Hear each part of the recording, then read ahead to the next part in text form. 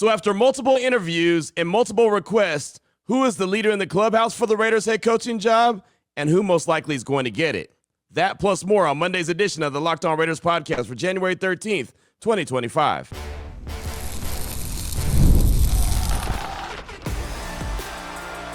You are Locked On Raiders, your daily Las Vegas Raiders podcast, part of the Locked On Podcast Network, your team every day.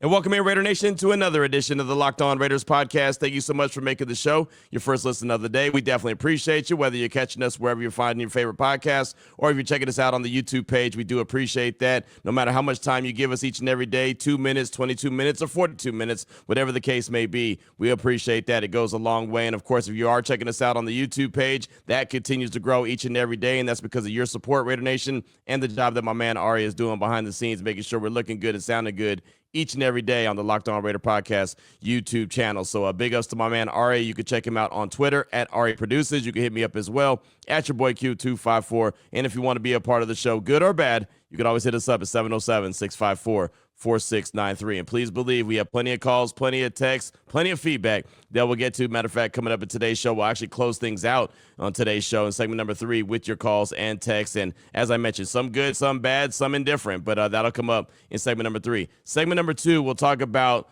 the guy who's interviewing with the Silver and Black today. That would be Pete Carroll, formerly of the Seattle Seahawks. Obviously won a championship there, was the head coach there when the Seahawks had the Legion of Boom. He's meeting with the Silver and Black today. He's going to have his interview today, so we'll talk all things Pete Carroll coming up in segment number 2. Segment number 1, just news and notes of the day, which is really just kind of catching you up with where we are right now, keep getting you up to speed when it comes to the Raiders and their head coaching search. We'll tell you about that after I tell you about the title sponsor of the show, which is FanDuel. And you can always get into the season with a big return on FanDuel, even in the postseason. New customers can place a $5 bet. You'll get started with $200 in bonus bets if you win or lose your first $5 bet. Visit FanDuel.com to get started today. So off top, I just want to let it be known with the Tom Brady effect on the team, because there is a Tom Brady effect going on, whether people want to hear it or not. I was in the barbershop on Saturday, and my guy Jay, who's one of the barbers in the Cut barbershop, he's a Raiders season ticket holder, and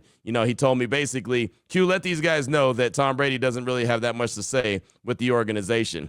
And I kind of gave him that look like, well, I don't want to lie to you, and I don't want to lie to anyone else, but Tom Brady and his thumbprint that he's putting on this organization is massive. There is a big Tom Brady effect going on right now. Basically, I don't want to say they're turning it all over to him, but it's pretty close. And if you don't want to listen to me, that's fine. Tom Pelissero from the NFL Network was on the Rich Eisen show on Friday and basically had this to say about what's going on with the Raiders and Tom Brady. This is the Tom Brady show in Las Vegas. And really, Tom Brady throughout the course of this season, even though, he's traveling around doing games every Sunday for Fox, he's got a million different businesses that he's involved with. His kids are in Florida. He's got a lot going on in his life, but he's also, even though he's not allowed in the production meetings, he's interfaced with a lot of different coaches throughout the course of the season. He reached out recently to his old coach, Bill Belichick, about what it would take for Belichick to come to Las Vegas. And in recent days, he's been reaching out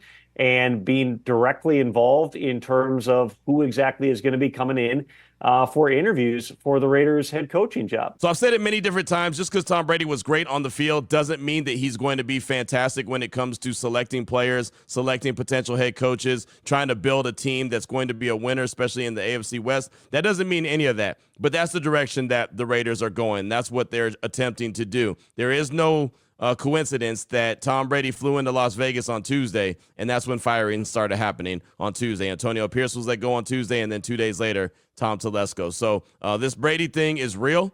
We'll see how it all plays out. It's different than obviously what the Raiders have done in the past, and I know that Mark Davis is doing everything he can to try to get this organization to be a winner. So if it means that Tom Brady has a bigger thumbprint on it than anyone else that's ever been a minority owner or anyone else has been part of a committee, then he's willing to do that because, again, he wants to get this team where it needs to be. And obviously, Raider Nation, we all want to see this team back where it needs to be, but it's been so long and so inconsistent since the last time they were in the Super Bowl that it's just one of those type for me, wait and see type things. I don't know if it's going to work, but here we are. There's a different approach that the Raiders are taking. So as of right now, the jobs that were open are the Patriots, Jets, Bears, Saints, Jags, and Raiders. Well, now after the weekend, the Patriots is no longer open. Mike Vrabel got that job as we expected. So now you've got the Jets, the Bears, the Saints, the Jaguars, and the Raiders. And I'll tell you, I don't know who's going to go to the Jets. I really don't. Maybe it's Rex Ryan. I know he's been campaigning hard on ESPN for that job. Maybe he's going to get that job. I don't know.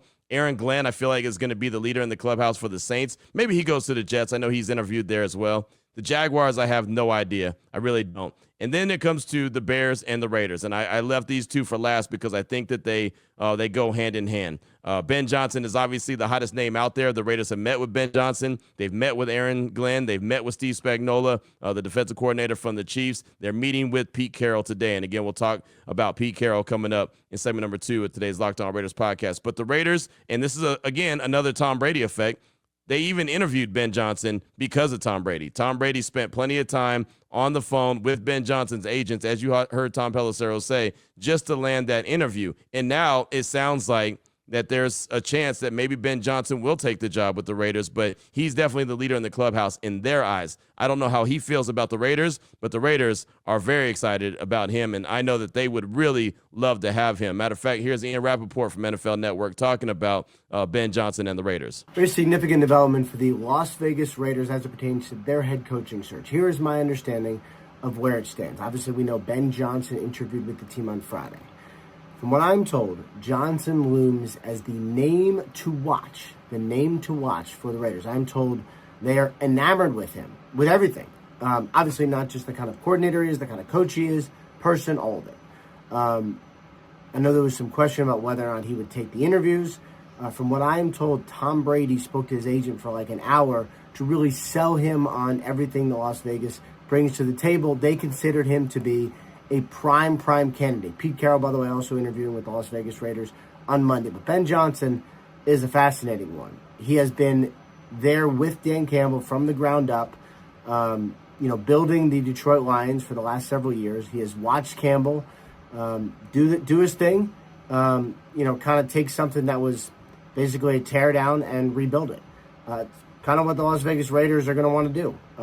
Johnson has seen it. He has done it. He's a great play caller. He seems to be, as of right now, early on in this process, the name to keep an eye on for Las Vegas. So he's their number one choice. And as far as I'm concerned, Ben Johnson's the number one choice. Pete Carroll's the number 2 choice.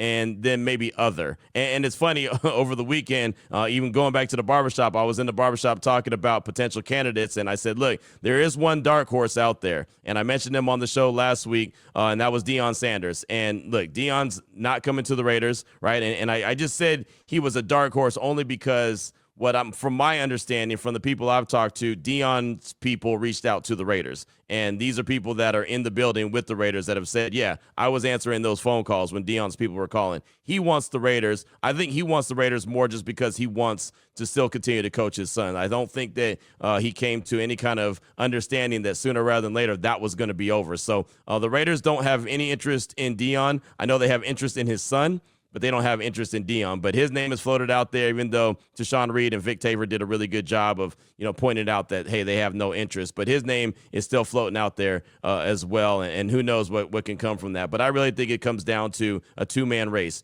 Ben Johnson and Pete Carroll. And again, Pete Carroll is meeting with the Silver and Black today. I know Todd Monken's name has been out there, but there has been no request there hasn't been a request put in for Todd Monken, but there's been no confirmation of if and when he's actually going to interview with the Raiders. And obviously, he put on a heck of a show. His offense put on a heck of a show over the weekend as the Ravens beat the brakes off the Pittsburgh Steelers. But the one thing that the Raiders don't do that other teams do, they don't send out notifications about interviews requested or even completed. They just don't. They just do their own thing. They don't worry about that. Every other team, you see them say, hey, we just completed an interview with Aaron Glenn, or we requested these interviews. Like Patrick Graham, the Raiders defensive coordinator, he interviewed with the Jacksonville Jaguars. As soon as they were done, we just completed our interview with Raiders defensive coordinator Patrick Graham. So the Raiders don't do that. So if you're looking for that from them, they're not going to do that. So again, there's 2 coaching jobs that are open that I feel like kind of tie in with each other. The Bears and the Raiders, because I know that the Bears are very high on Ben Johnson. The Raiders are very high on Ben Johnson. Would he rather go to the Bears with the quarterback situation, or would he rather go to the Raiders? Well, we'll talk about that. We'll talk about Pete Carroll, who is meeting with the Raiders today. We'll talk about that coming up in segment number 2 of today's Locked On Raiders podcast. Before we get to that, though, I do want to tell you about a couple of great sponsors here on the show, including LinkedIn Jobs. Growing your small business in 2025 comes down to how well you can hire. And let's face it, better hires start with smart insights. That's where LinkedIn comes in. With the strongest hiring data available, LinkedIn helps you identify the right candidates, giving you the confidence to make the best decision for your business. And LinkedIn could be used for anything. I actually saw over the weekend, I saw someone put together a LinkedIn post that said Raiders head coaching job and Raiders GM job was open, which is pretty funny. I know the Raiders aren't doing that by way of LinkedIn, but it was pretty funny that someone put that together. But small businesses are wearing a lot of hats. Every hire is crucial. LinkedIn gets that. That's why they connect you with the best candidates using data that you won't find anywhere else. From unique skills and interests to the connections you share, LinkedIn helps you find the right person for the job. In fact, 72% of small businesses say LinkedIn has helped them find quality candidates. Hire smarter this year and find your next great hire at LinkedIn.com. Post your job for free at LinkedIn.com/LockedOnNFL. That's LinkedIn.com/LockedOnNFL to post your job for free. Terms and conditions apply. I also want to tell you about PrizePicks, and you know what time it is. It's playoff time, and if you're like me, you want to make the most of the final weeks of football action because sooner rather than later, it will be over, and that's where PrizePicks comes in. You love football, want a chance to win real money?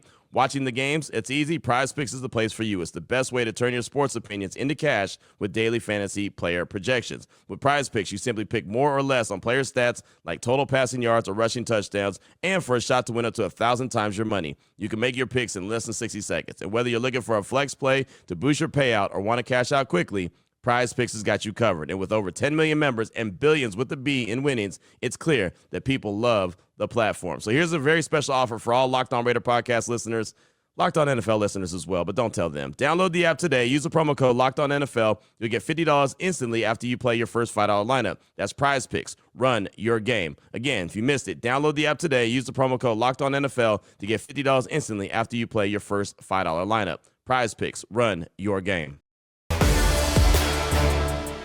All right, Raider Nation, here we go. Segment number 2 of today's Locked On Raiders podcast. Want to continue with the Raiders head coaching search. Again, they've already spoke with Ben Johnson, the Detroit Lions offensive coordinator, Aaron Glenn, the Detroit Lions defensive coordinator, Steve Spagnuolo, the Chiefs defensive coordinator. They met with all three of those guys by way of Friday, so those are already in the books. They're meeting with Pete Carroll, former Seattle Seahawks head football coach. Today, he met with the Bears earlier as well. And just so you know, just throw it out there, the Raiders hired Jed Hughes of the search firm Korn and Ferry to help compile the GM and head coach candidates. Hughes has helped the placements of head coach Pete Carroll with the Seahawks, Andy Reid with the Chiefs, Jim Harbaugh at Michigan, and Bruce Arians with the Bucs. So it's got a pretty good little track record right there. And again, they're doing things a different way, right? This is not the normal way that the Raiders go about handling their business, which I'll say is a good thing. Now, is it going to work? Who knows? But obviously the old way hasn't been working, so you got to try something new. You have to at least attempt to try something new, and that's what they're doing. As far as GMs, when it comes to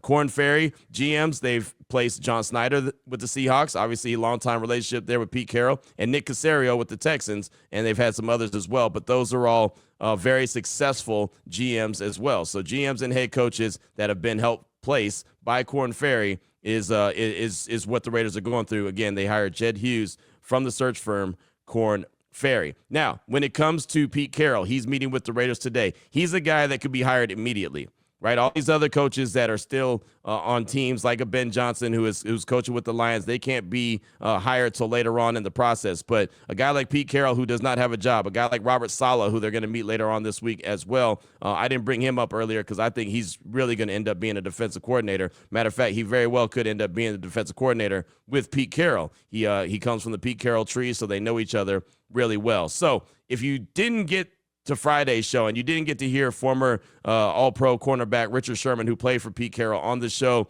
talking about what Pete Carroll brings to the table, I wanted to run it back one more time just so you can hear it. So here's Richard Sherman. This is from the interview I did on Thursday morning, talking about Pete Carroll and what he brings to the table. Well, you'd have an immediate rival in the Chargers with all that going on. I know them in Kansas City have rivalries, but he and Jim had their own personal history.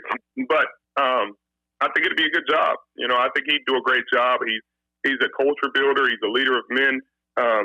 understands the league, understands what it takes to have success in the league, understands what it takes to build a good defense, to be competent within a game, understanding in-game situations. He hired good coordinators. He has relationship with great coordinators in the league, and he's shown to have success with a young quarterback. With Russell Wilson in our time in Seattle, we won a Super Bowl in his second year, and you're not asking him to do a ton.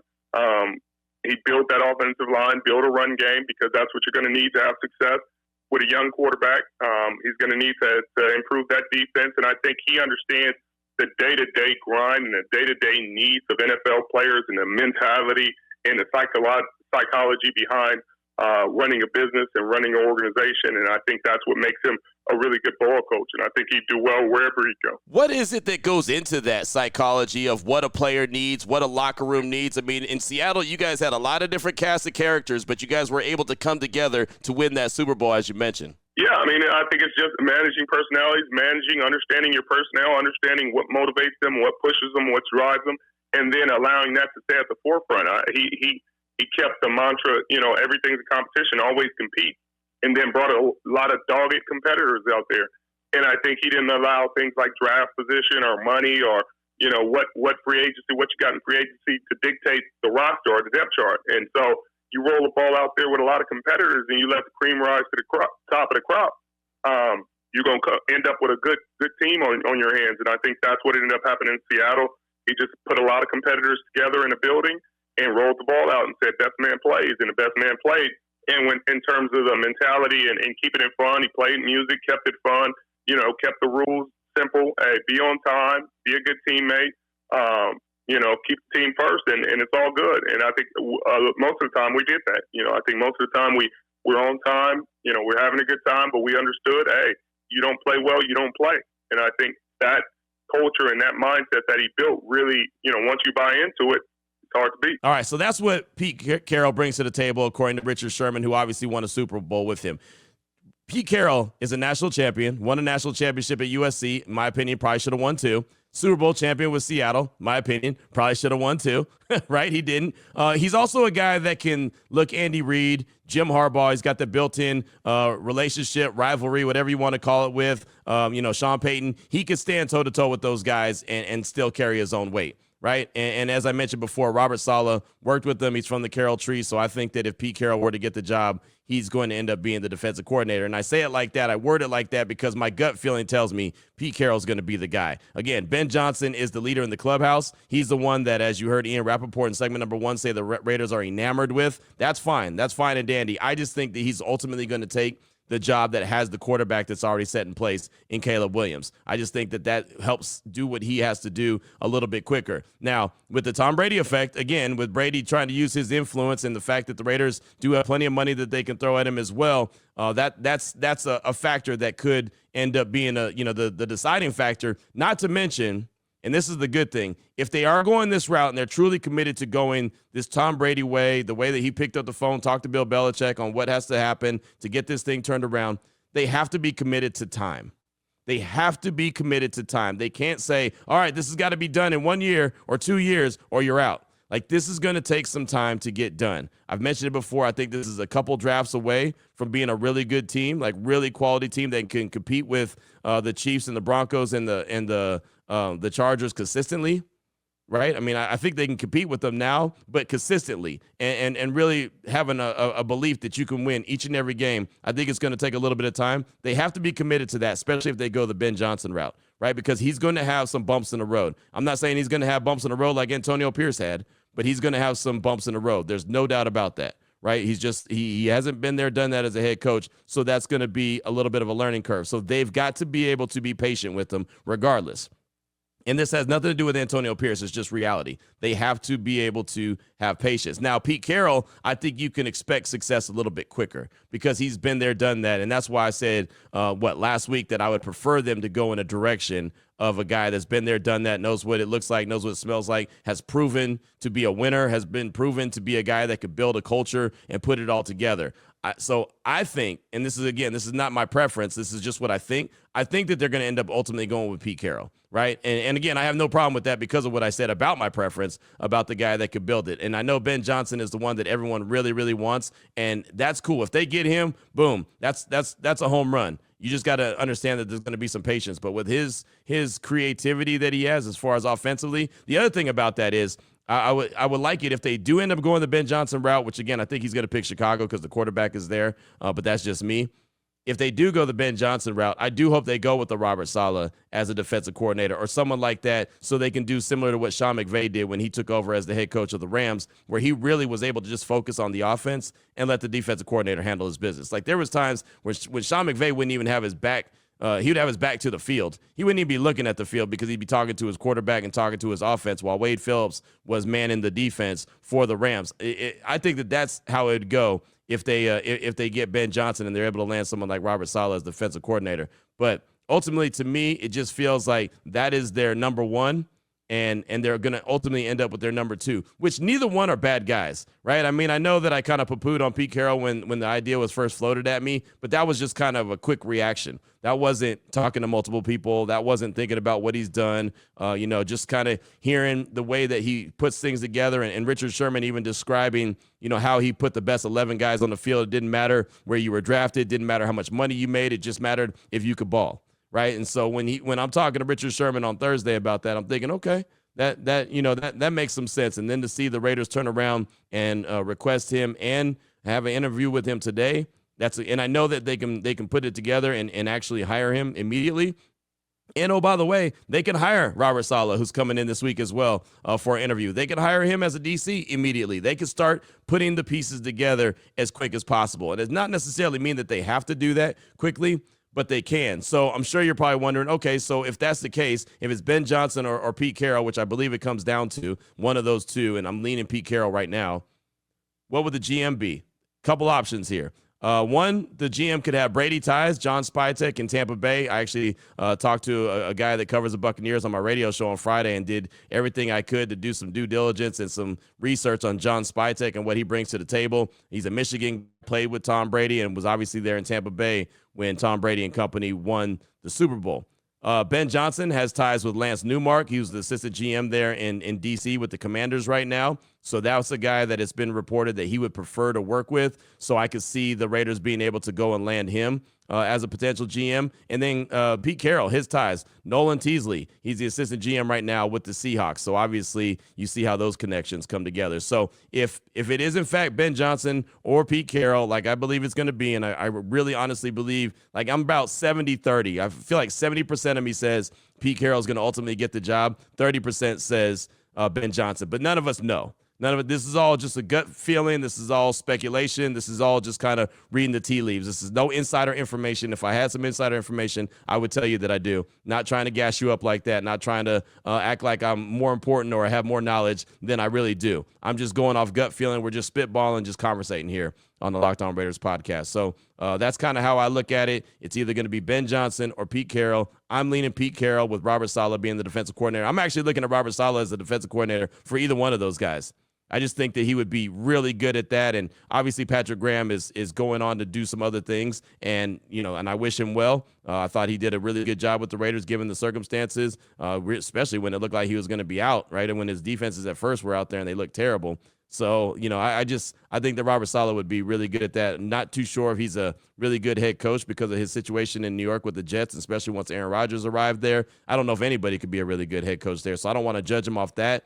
I do know what he does do really well, and he coordinates defense. And, again, he comes from the Pete Carroll tree, so it makes a lot of sense to tie him in, especially since he's coming in to visit later on this week. So that's what I got for you. Would love to hear from you. What are your thoughts? Who are you leaning towards? How do you think this whole thing is going to shake out? Is it going to happen sooner rather than later, or is it going to take some time? 707-654-4693. That's a Locked On Raider podcast voicemail line. Your calls and texts will close out the show next. Before we get to that, though, I do want to tell you about the title sponsor of this show, which is FanDuel. From big upsets to game-winning drives, the NFL playoffs are better with FanDuel. And I don't know about you, but I was not too upset to see the Chargers and the Broncos both eliminated from postseason contention. And that's not me being a salty Raider fan. It's just, hey, not too bad, right? They are already fast-tracked. They're already further ahead than I thought that they should be. But to see them lose in the playoffs, it was okay by me. But right now, all new customers can bet $5 and get $200 in bonus bets guaranteed. That's $200 in bonus bets, win or lose. The FanDuel app gives you everything you need for live bets, same-game parlays, and so much more. Visit FanDuel.com to join today and get started with $200 in bonus bets. Again, FanDuel.com. Make this playoff season unforgettable with FanDuel, the official sportsbook partner of the NFL. Here we go, Raider Nation. Segment number 3 of today's Locked On Raiders podcast. Your calls and text straight off that Locked On Raider podcast voicemail line, 707-654-4693. Let's start things off with a call from Raider Eddie in Denver.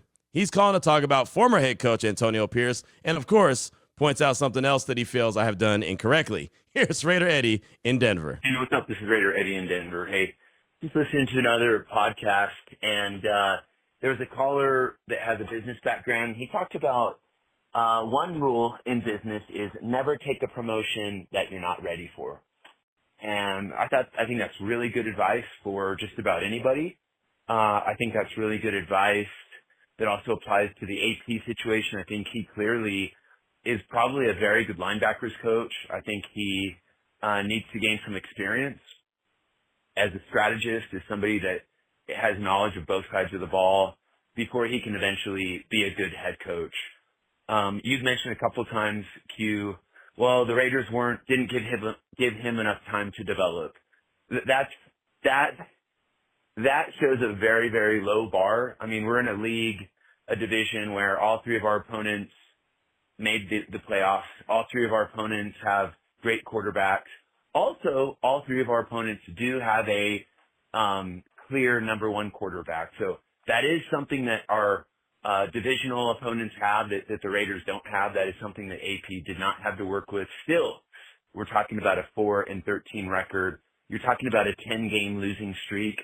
So anything about, hey, they didn't give him enough time to develop, I'm sorry, this isn't an internship. And again, it's a very, very low bar. So I'm glad we're upgrading. We need to upgrade. That has to happen. Wanted to mention one other thing, Q. You and at least one other caller talked about, hey, there were people that supported AP, and then where are you guys? Because you changed your mind now. You're not supporting him anymore. Where are you?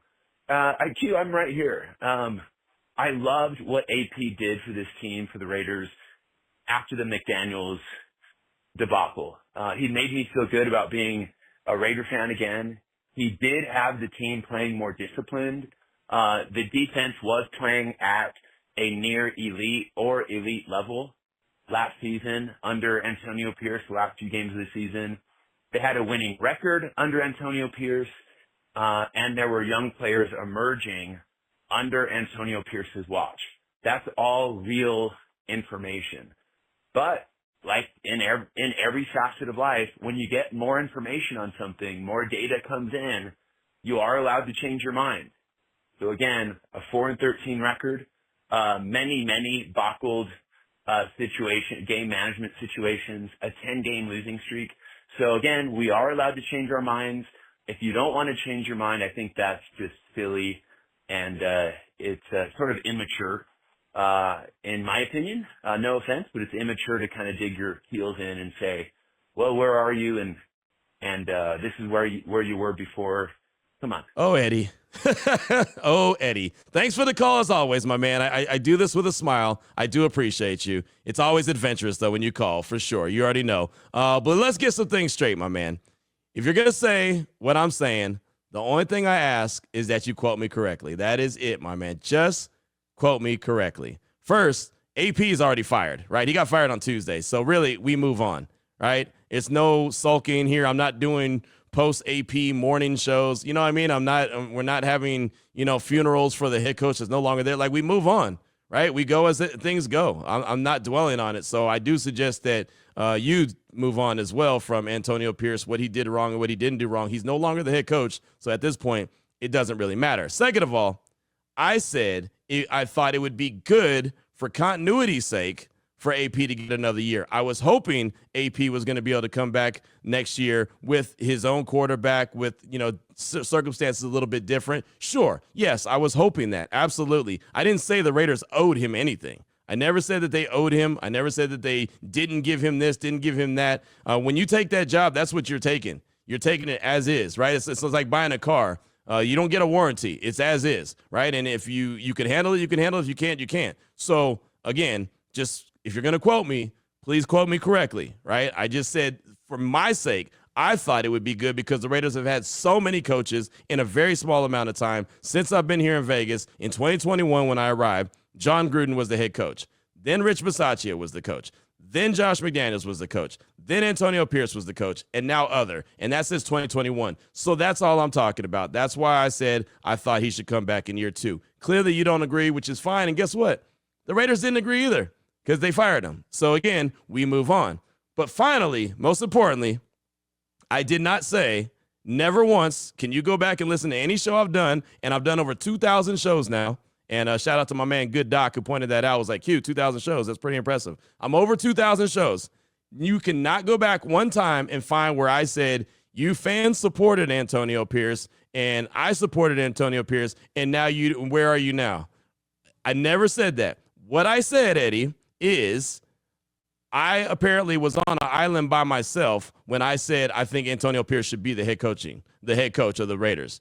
I have said I've been on that island by myself. I never said you fans supported him and then you moved on. No, what I've said is in response to everyone that's called in or texted in or tweeted in and said, I never wanted Antonio Pierce in the first place. I said, okay, well, apparently I was on an island by myself. That's what I've said. I've never said, where are you now?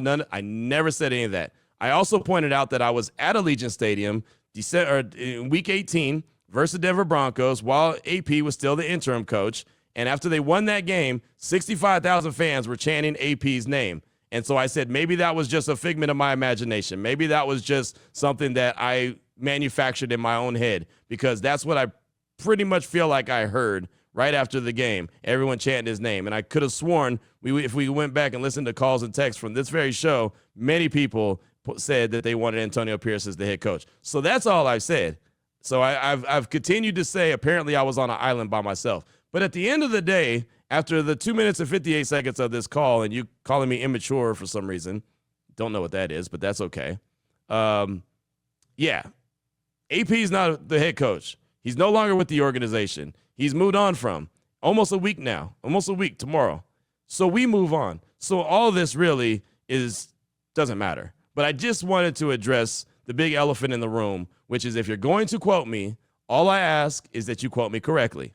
That's all I ask. I say a whole lot. I do plenty of shows, plenty of podcasts, plenty of radio. You have plenty of opportunities to quote me, clip me, whatever you want to do, but just do it correctly. That's all I ask. Anything that you want to use against me is fine. I put myself out there. I'm good with that. You can call me as immature as you want, whatever it is you have. I don't know. Me and you must have gone to school together, and we must not have got along. I don't know. Somehow, some way, you have never said anything positive my direction. So I don't know what it is that I did, but just quote me correctly, brother. That's all I ask. Just quote me correctly.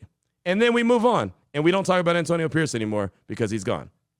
Up next, got a text from Ant Dog in the ATL. Yo, Q, Ant Dog Raider from the ATL. Help me out, my guy. I asked this question on Twitter and wanted to bring it to you. Ben Johnson's one of the hottest names this coaching cycle. Why? What makes him such a hot candidate? I'm not a Lions fan, so I haven't followed his career much. He has done an outstanding job as OC with the Lions, but so did Josh McDaniels with the Patriots. I'm not saying that he wouldn't be a great head coach, but what is it about him that makes writers and analysts feel that way? You are way more knowledgeable than I am about the inner workings of the NFL. Want to get your take. Love the show, and it's always my first listen in the morning. Raiders. That's Ant Dog in the ATL. And, yeah, that's the thing, and that's why I've been saying that for me, I wanted and preferred somebody that had the experience, been there, done that, because being a head coach and being an OC are totally different, as you pointed out. But that is the reason why he's the hottest candidate, because what he was able to do with the Lions offense, the way he's turned them around has made them fantastic. Then you see, trick plays that he has dialed up that, he has them running during games, like the one that they ran against the Bears where it looked like they were going to fall down, but they didn't. It was just like I said, a trick play. That's why. And the league is always looking for the next guy, the next hot shot OC, the next hot shot DC. But as you pointed out with Josh McDaniels, and the reason why he had multiple opportunities to be a head coach is because he's really good at that part of the game, but doesn't necessarily mean that you're going to be a really good head coach. And that's what the big concern is. Like, do you go and hire all these guys that are, like the Liam Cohens from Tampa Bay, who I know a lot of people are interested in, Todd Monken from Baltimore, and I know he's not a super young dude, but, a guy that hasn't had success as a head coach, but has had success as offensive coordinator. Just because his offenses are really good, does that mean that he's going to be a great head coach? None of that means that. Just like with Tom Brady being the guy that's putting his thumbprint on the team right now, just because he has 7 rings doesn't mean that that's going to relate to what the Raiders are trying to do, right? So, again, it's a different approach. It's not always there's nothing that's foolproof, right? There's nothing that's guaranteed. So you hope that it works out. Again, I think for this Raiders team in general, it probably would make more sense to have a guy that's been there, done that, like a Pete Carroll, who I ultimately think is going to get the job. But I know that they want Ben Johnson more than anything. Like if they can get a commitment from Ben Johnson right now, they'll take it, right? That's what they no doubt about want. But I think Pete Carroll, as the number 2 guy, is going to end up being the head coach when it's all said and done. Again, that's just my gut feeling. No intel, no inside information or anything. That's just kind of where I'm at. But thanks so much for the text. I do appreciate you. Up next, got a call from Rich in the 831. He's calling to talk about what I'm looking for when it comes to the Raiders head coaching search. Here he is, Rich in the 831. Hey, what's up, Q? It's Rich from the 831. Hey, question for you, man, in regards to the head coaching search. We got 3 offensive head coaches in the division. What are you leaning towards? Defensive-minded head coach or an offensive-minded head coach? I know everyone's got an opinion on that, but just kind of curious because I'm kind of leaning defensive-minded. I just feel like sometimes your offense is your best defense, but I just feel if we can get a good defensive-minded head coach, that might bode well for us overall. But I don't know. I was just thinking about that. Kind of wanted to hear your take, man. Hope you have a good weekend. Next week. Thanks so much for the call, my man. I appreciate you. And yeah, for me, it's not really offense or defense. It's just, knowledge, understanding, or not, right? And again, kind of how I explained in segment number 2, and even to Ant Dog, I just think that the guy that has experience, have been there, done that, has created a culture, created a winning culture, is the way that the Raiders should go because they haven't had that. But, again, it looks like it's coming down to either Pete Carroll or Ben Johnson. And if they have their pick, they're going to go with Ben Johnson. I think he's going to ultimately pick Chicago because there's a quarterback in place. But again, that's just my gut feeling. So, usually when you fire a guy that was a defensive-minded guy, you usually go offensive-minded. But again, Pete Carroll is a builder. I like to call him Bob the Builder. He'll be able to put a staff around him, and I'm sure he'll be able to get things turned around really quickly. My big question with Pete Carroll is he going to want to do things his way, or is he going to be willing to do things Tom Brady's way? Because he has been there, done that. You know what I mean? Like with Ben Johnson, I feel like him and Brady would collaborate on, okay, this is how we're going to do it. This is what we want to do, and try to build it that way and probably be a little bit more of a cohesive unit. But when you get an old head like Pete Carroll, who's already been there, done that, and I don't mean that by his age. I mean a guy who's a veteran who has experience in it already. He may say, yeah, Tom, we really want to do it this way. And could that be like butting heads later on? I don't know. They might be able to get along, and that's what obviously the interview is going to be. That process is going to be a part of when they're talking with Pete Carroll, and they're talking to him today. So again, when it's all said and done, man, I think it's either Pete Carroll or Ben Johnson. And for my money, if I had to put some money on, if I went to FanDuel.com right now, put some money on it, I'd put my money on Pete Carroll. So thanks so much for the call. I do appreciate you. Just got time for a couple more. This one's a text from Raider Chuck. What's up, Q? It's Raider Chuck. I was weighing in on the coaching search. I think all the candidates are good, but I would go with Pete Carroll. He's great at culture building and getting teams up and running again, and not many coaches have won championships in college and pro. I'm not sure why you're not high on him, but like you said, we have 3 surefire Hall of Fame coaches to deal with in the division. The best way to match that is to make it 4. Like JT the Brick said, he's the only coaching candidate that can look them in the eye and say he's beaten them. He plays a Raider brand of football, power running game with the deep ball and tough physical defense. He made Geno Smith into a playoff quarterback, and maybe more impressive, now is he made Russell Wilson a champion. I think Telesco got fired because Mark wants a veteran coach because most rookie coaches don't get to pick the GM because they're just trying to learn the job. I hope they pick Carroll and make solid defensive coordinator and groom him for when Carroll retires. Thanks as always, Q. Go Raiders. That's Raider Chuck. And yeah, I wasn't like down on Pete Carroll. It was just when the name was floated to me, I was just like, I just kind of, whatever. It wasn't a name that just got me excited. You know what I mean? Like when there's a new head coach coming into town, you want someone that's just going to get you fired up. And again, that was just my initial reaction after doing some research, talking to multiple people, including Richard Sherman and others, got pretty excited about what Pete Carroll could bring to the table. So I'm good with whoever they hire. I like the fact that they have some good names out there that they're interviewing, good names that are agreeing to interview with them. Right. And that's a good thing. They're not just getting somebody like, remember when they hired Lane Kiffin? Remember why they hired Lane Kiffin? And if anyone who's kind of a new booty doesn't realize, when Lane Kiffin got hired many, many moons ago, they wanted to hire Steve Sarkisian. Right. They were both at USC together. Steve Sarkisian was actually the offensive coordinator. Al knew what he was doing. He wanted to hire Steve Sarkisian, who's a very sharp offensive mind. Obviously, he's at the University of Texas right now, and they just lost in the Cotton Bowl. But he couldn't get Steve Sarkisian. And then all of a sudden, he went down the coaching staff there at USC and stumbled upon Lane Kiffin. Now, Lane Kiffin is, he's a sharp offensive mind, but at that time, Steve Sarkisian was way better, and Lane Kiffin was very inexperienced. But the Raiders had to end up settling for Lane Kiffin. They wanted Sean Payton. Sean Payton wouldn't take the interview. He was told by Bill Parcells, don't take the interview, don't take the job. That's not a place you want to go. I'm glad that many moons later, the Raiders are interviewing with Ben Johnson, with Pete Carroll, with Robert Saleh, right? With Aaron Glenn, with guys that have options. Like Aaron Glenn turned down the Patriots because he knew Mike Vrabel was going there. So he didn't take that one. Ben Johnson turned down the Jets. He turned down the Saints because he wasn't interested. But because of Tom Brady, he took the interview with the Raiders, and there's a chance that they could land him. So for me, it was just like I just wanted to get like a big wow name, like a big splash. But no, you're right. Pete Carroll's done everything that you said. And as JT said, he can look the other coaches in the eye and say, I beat you, right? And has proven, been there, done that, could develop a young quarterback as well, which is very important, right? And that run game is something that Antonio Pierce wanted, and the Raiders didn't have it. They're going to have to obviously establish that, or they're not going to do a whole lot of winning. But thanks so much for that text. Really good stuff. I do appreciate you. Final call comes from our guy, Chef Raider. Haven't heard from him in a while. He's calling to talk about potential GM candidate, one that's in-house. Here he is, Chef Raider. Q, Raider Nation, what's going on? It's your boy, Chef Raider. Hey, real quick. So, I'm just hearing about the whole Tom Telesco, firing. What's going on with our boy Champ? Is he no longer in the building? Is he not even an option? Are we considering interviewing him or no? What's happening with that? Like, I figured, Champ Kelly was destined to get his shot as a GM, and if he's still in the building, I mean, we should at very least interview him, no?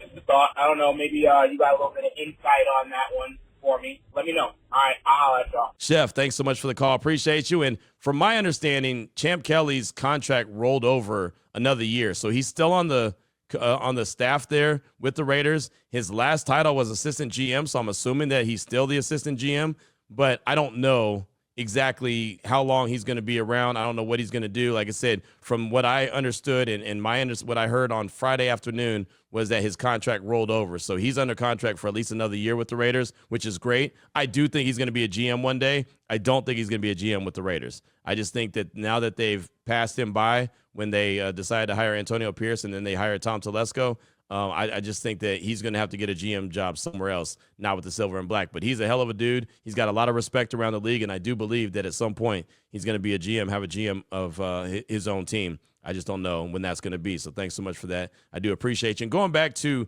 the text that we had before and talked about Tom Telesco from Raider Chuck about why Tom Telesco got fired.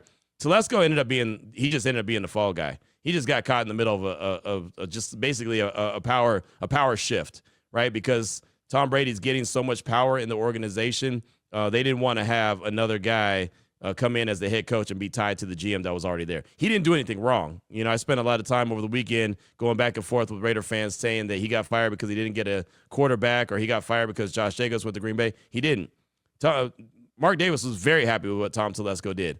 And I think he was going to keep him ultimately, but then Tom Brady, as I mentioned, came into town last week on Tuesday, fired AP, and then a couple days later fired Tom Telesco. So that was all, Tom Brady just trying to keep everything clean and making sure that whoever comes in, there's no arranged marriages that they did not want. Everything is going to be tied at the hip. Everyone's going to be one cohesive unit, or at least that's the plan, to be with each other. So we'll see how it all plays out, and I'm sure we'll hear about GM interviews coming up sooner rather than later. But again, the Raiders don't really make any of that public. Everything that we find out really comes from others like Schefter or Ian Rappaport, guys like Vic Tafer, Paul Gutierrez, Tashawn Reed, guys like that, the insiders, Vinny Bonsignor. That's how we find out what's going on, because the Raiders keep everything very close to the vest. But that's going to do it for today's show, Raider Nation. We'll get more calls. We'll get more texts. We'll get more information, find out how Pete Carroll's interview went. We'll talk about that and more, obviously, as this thing continues to roll on. The Raiders GM is open. The Raiders head coaching position is open. How much longer will it be open? We'll find out sooner rather than later. But until tomorrow, Raider Nation, take care of yourself, take care of your family, love on your family.